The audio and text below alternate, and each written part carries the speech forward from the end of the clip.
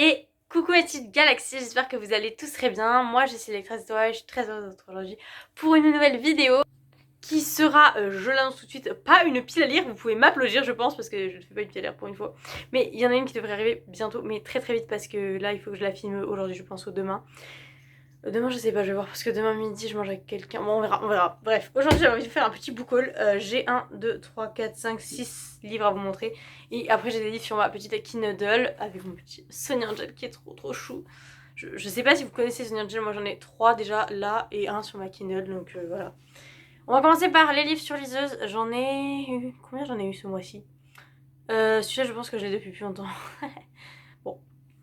J'ai déjà tout d'abord reçu le tome 2 de hors-jeu de Tamara Baliana qui s'appelle Nos destins emmêlés, qui est une comédie romantique autour du rugby. J'avais adoré le tome 1, qui est une comédie romantique. C'est clairement une comédie romantique dans le milieu du rugby, je peux pas vous en dire trop. Parce que je n'ai pas le résumé en tête et que je n'ai pas le résumé là devant moi. Je sais juste qu'on est sur des tropes, il y a un mariage arrangé, je crois un fake dating. Enfin c'est entre un rugbyman et une professeure des écoles il me semble. Donc très hâte de découvrir le tome 2 puisque le tome 1 avait été un coup de cœur. Et c'était un service de presse donc je l'ai reçu gratuitement de la part de l'autrice donc merci à Tamara. J'ai également eu en service de presse numérique de l'auteur Telk, l'échoppe d'invention de Curia aux 1000 solutions. Là on est sur un cozy fantasy, alors là par contre j'ai vraiment pas le résumé en tête, je sais juste qu'il y a une échoppe d'invention. Voilà, donc je peux vraiment pas vous en dire plus. Je suis vraiment désolée si j'ai pas les résumés. Bon après pour les livres papier j'aurai les résumés. Mais là je n'ai pas du tout le résumé donc vraiment désolée. Mais merci à l'auteur Telk de me l'avoir envoyé du coup. On passe ensuite au livre papier. Il y en a donc comme je vous ai dit 3, 4, 5, 6 je crois si je sais compter.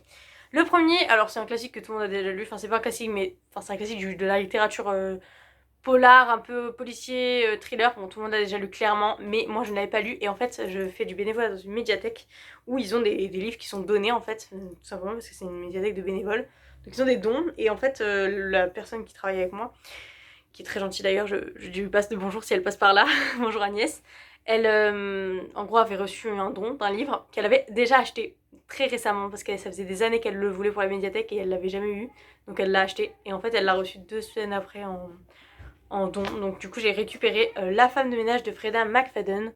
Désolée s'il y a du bruit en bas, je suis vraiment désolée, bref. De Freda McFadden, c'est chez J'ai lu.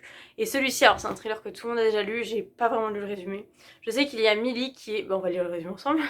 Il y a Millie qui est une femme de ménage qui fait le ménage dans la maison d'une riche famille new-yorkaise qui récupère également leur fille à l'école et prépare le repas avant d'aller se coucher dans sa chambre au grenier. Pour cette jeune femme, donc pour Millie, ce travail, c'est l'occasion de repartir à zéro. Mais sa patronne se montre de plus en plus instable et toxique. Et il y a aussi une rumeur dérangeante qui court dans le quartier comme quoi sa patronne aurait tenté de noyer sa fille il y a quelques années auparavant. Heureusement, le charme de son mari, donc le mari donc, de son patron, est là pour rendre la situation plus supportable. Mais le danger se tapit parfois sous des apparences trompeuses. Et lorsque Millie découvre que la porte de sa chambre mansardée ne ferme que de l'extérieur, il est peut-être déjà trop tard. C'est un thriller psychologique de Freda McFadden, donc tout le monde l'a déjà lu, comme j'ai déjà dit 15 fois. Je ne l'ai pas lu, donc pourquoi pas me le faire un de ces jours. En plus, c'est pas... Il est long quand même, mais enfin, ça va, il doit faire 400 pages grand max. Ouais, il fait 400 pages. Donc clairement, ça va vite se lire, je pense. En plus, il y a des tomes 2 et tomes 3, enfin, il y a une suite, en fait. Donc déjà, lire le tome 1, apparemment, il y a un plot twist assez bon. J'espère que je ne le verrai pas venir. C'est vrai qu'avant, au niveau des plot twists, je les voyais jamais venir. Enfin, je les voyais tout le temps venir. Et maintenant, moins, parce que je commence à lire des trucs plus grands, je pense. Quand j'étais plus jeune, que je lisais de la jeunesse, les plot twists, c'est facile. Quand j'ai lu La Fille Renard, le tome 1, le plot twist, je l'avais vu venir à 30 km. Même de début du livre, je savais quel était le plot twist. Mais là, je pense que je ne le verrai pas venir, et j'espère que je ne le verrai pas venir. Donc j'ai très hâte de découvrir ce petit roman. Ensuite, je suis allée, je vais vous présenter les 3 d'un coup. Je suis allée, comment dire, dans un sésame, donc c'est une sorte d'Emmaüs en fait. Pour ceux qui connaissent, Emmaüs, c'est un lieu qui accueille pour travailler des personnes en situation de précarité, il me semble, et qui vendent des articles moins chers parce qu'ils sont d'occasion. J'ai pu trouver 3 livres qui coûtaient 3 € l'unité, donc en gros j'ai eu 3 livres pour 9 €, c'était vraiment une très bonne affaire. Puisqu'après calcul, si j'avais acheté ces 3 livres neufs, j'en aurais eu pour à peu près 53 €, ce qui est plus que mon argent de poche du mois. Donc voilà, ça vaut vraiment le coup je pense. Donc je vais vous les montrer, on va finir par celui-là parce que celui-là on va faire, vous allez voir, il y en a un avec lequel je vais faire une transition sur un autre livre que j'ai acheté. Parce que j'en ai acheté 2 de la même autrice, mais voilà, enfin, vous allez voir. Donc déjà j'ai acheté un classique de la littérature young adulte que je n'ai toujours pas lu, Le Labyrinthe de James Dashner. C'est le tome 1, l'épreuve, et c'est publié chez Pocket Jeunesse. Celui-ci, je ne l'ai jamais lu ni vu, parce que je sais qu'il y a un film, donc je ne connais pas l'histoire. Voilà, c'est la couverture en mode du film, mais c'est pas grave, hein, c'est très joli aussi. Le livre est assez gros quand même, enfin je sais pas combien de pages il fait en fait. Je peux regarder. On va éviter de se spoiler la fin. Ah, il fait 400 pages, c'est tout en fait, il fait comme la femme de ménage. Mais les pages sont épaisses, hein. Alors, on nous dit se souvenir, survivre, s'enfuir. On dit que Thomas reprend connaissance que sa mémoire est vide, que seul son nom lui est familier. Il se retrouve entouré d'adolescents dans un lieu à l'ombre des murs infranchissables. 4 portes gigantesques qui se referment le soir ouvrent sur un labyrinthe peuplé de monstres d'acier. Chaque nuit, le plan en est modifié. Thomas comprend qu'une terrible épreuve les attend tous. Comment s'échapper du labyrinthe maudit sans risquer sa vie? Si seulement il parvenait à exhumer les sombres secrets enfouis au profond de sa mémoire. Ça a l'air vraiment très très joli, c'est une dystopie si je vous dis pas de bêtises. Un peu à la Hunger Games. D'ailleurs, Hunger Games, j'ai trouvé le tome 1 en boîte à livres il y a quelques mois et je ne l'ai toujours pas lu, mais je l'ai ramené de chez ma mère, du coup je l'ai là, quelque part en bas. Mais voilà, donc très très hâte de découvrir celui-là. Alors je sais pas du tout si ça va me plaire parce que dystopie j'en ai jamais vraiment lu, je crois que j'en ai même jamais lu, il me semble. Donc à voir. Si j'aime pas, bah j'aime pas. Donc voilà, on verra bien et voilà, on passe au livre suivant. Ensuite, pour le, je sais pas c'est combien de bon, troisième livre papier du coup c'est le cinquième, sixième, cinquième je crois. Bon on s'en fout du coup. Pour le livre suivant, c'est encore un classique j'ai l'impression de la littérature young adulte même s'il est plus récent. Mais j'ai l'impression que beaucoup de gens l'ont lu, c'est chez les éditions, c'est quelle année? 2020, ouais quand même. C'est chez les éditions Robert Laffont, dans la collection R il me semble, si je dis pas de bêtises, je vérifie avant de vous dire une bêtise. Tu peux marquer le nom de la collection. Comment je vais faire? Ça doit être la collection R puisqu'il y a le R dessus, donc c'est forcément ça. Il s'agit de La Cour des Ténèbres de Victor Dixon, donc c'est Vampiria. En fait, c'est pas vraiment que c'est un classique, le livre de la littérature young adulte, c'est que Victor Dixon est un auteur incontournable de la littérature young adulte. Il a écrit Phobos par exemple, que je n'ai pas lu, et j'aimerais beaucoup lire Phobos. Donc si quelqu'un a les Phobos dans mon entourage et que vous voulez bien me les prêter, n'hésitez pas. Bon, par contre, je vous garantis pas que je vais vous les rendre tout de suite. Je peux même les acheter, enfin, j'évite de les acheter. Si je les achète, je pense que je les prendrai en poche. Vous voyez que derrière moi, il y a que des grands formats, mais c'est ok de prendre des livres en poche aussi. C'est vrai qu'avant je les ai plus de poche et maintenant je suis plus grand format parce que j'achète des livres neufs et en fait quand ils sortent, ben, en général ils sortent en grand format. Bref, détail.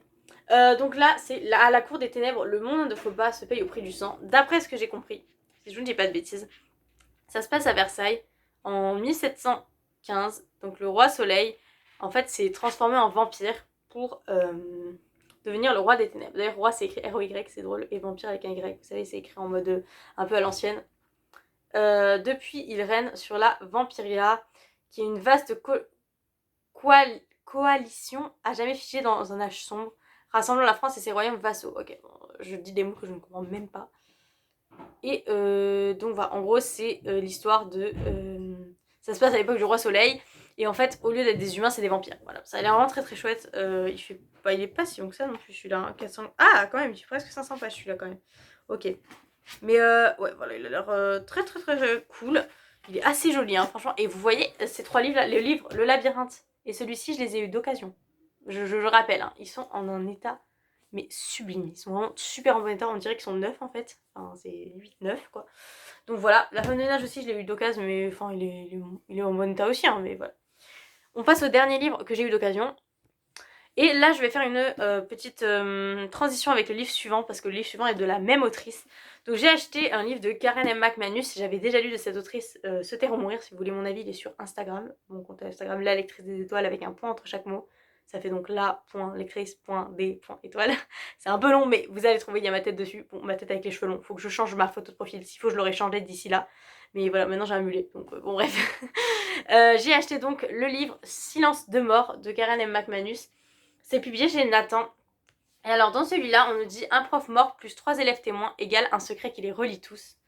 Il y a 4 ans, William Larkin, qui était un professeur aimé de tous, a été retrouvé mort au lycée de Saint-Ambrose. Les 3 élèves qui ont découvert le corps n'ont jamais dit un mot de ce qui s'était passé ce jour-là.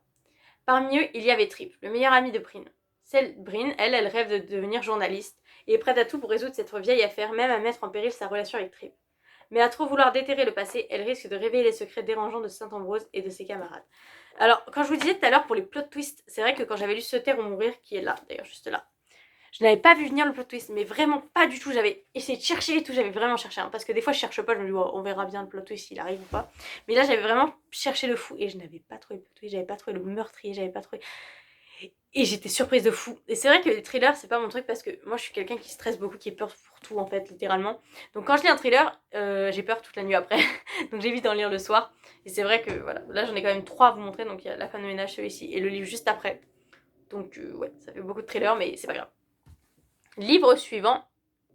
Hop, petite transition du coup, c'est un livre également de Karen M. McManus, mais celui-là, c'est son nouveau livre, parce que celui d'avant, je l'ai eu d'occasion.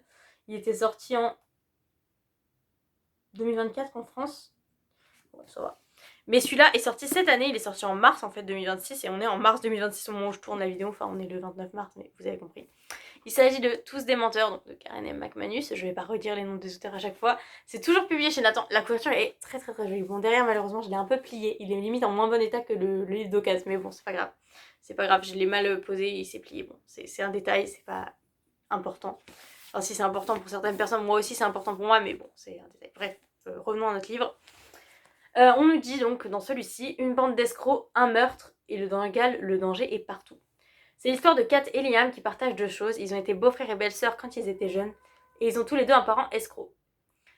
Leurs chemins se recroisent pendant que Kat suit sa mère pour une mission de vol de bijoux et que Liam tente d'empêcher son père d'arnaquer une énième femme riche.